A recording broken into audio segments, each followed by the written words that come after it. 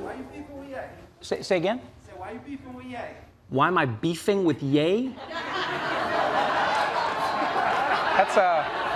That's an interesting way to phrase it. Because a beef has to go both ways. No, it does. It genuinely does. I think, first of all, you know, in my limited understanding of the world, beef has always been something that generally will happen between two hip-hop artists. I was never beefing with Kanye West. I was concerned about Kanye West. And genuinely, I mean this, because if somebody says to me, or to anyone, that they have a mental health issue, and they say to everyone that when they don't take their medication, they're unable to control themselves, and then everyone ignores when that person is having an episode and they haven't taken their medication, and then they platform the person, and then they put them out. I sometimes think it's a little shitty, to be honest with you, you know? Like, my grandfather was bipolar, and one thing we knew in the family was, and I'm not saying Kanye is, by the way, I'm just saying my grandfather was bipolar, and one thing we knew was, you know, when he was having one of his episodes, he could act in a certain way, he could do certain things, he'd take the family car, he'd be gone, he'd be driving, but our job was to support him. Like, did he take his medication? What is he saying? What is he not saying? I said, it would be weird if I was there going, oh, my grandfather's, you know, is having an episode again, I'm going viral tonight. I think it's a little bit strange, and so it's interesting how, you know, what you're asking me makes sense because that's how you see the framing. Somebody having beef. Even if you see in any of the comments I said about him, is a concern, definitely.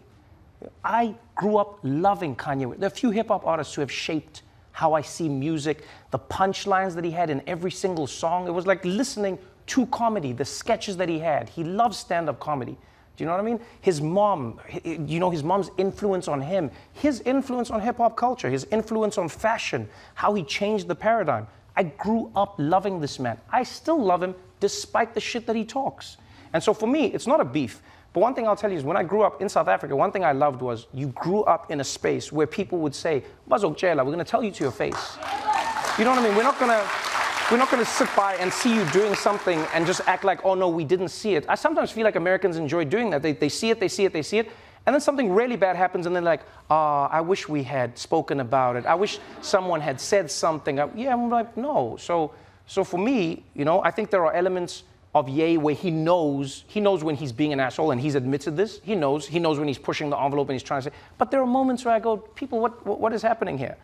Like, you know what I mean? So it's not beefing with somebody. I don't have beef with a human being who has expressed openly that they're dealing with a mental health issue. I don't have beef with that human being. What I have beef with is us as society not coming together around a person and going like, hey, maybe this is not the moment to put a microphone in your face so that you just go off saying everything. If this is what you want to say when you're on your medication, then that's a different story. But because you've told us that, I'm not going to sit by and say that. So if he wants to process it as beef, I understand it. I've never had beef with him. I'm still playing College Dropout. I'm still playing the music. I still love the man that I think he is. And I understand that he's gone through a lot, you know, and I don't take that for granted. But yeah, I've promised myself I'll never be the person who just sits by and gleefully says things about people that I care about and then also joins the group of mourners afterwards and acts like I wasn't part of it. Too many people like to mourn you when you're dead and they don't say anything to you when you're alive. So I don't know where it'll end or where it won't, but that's me.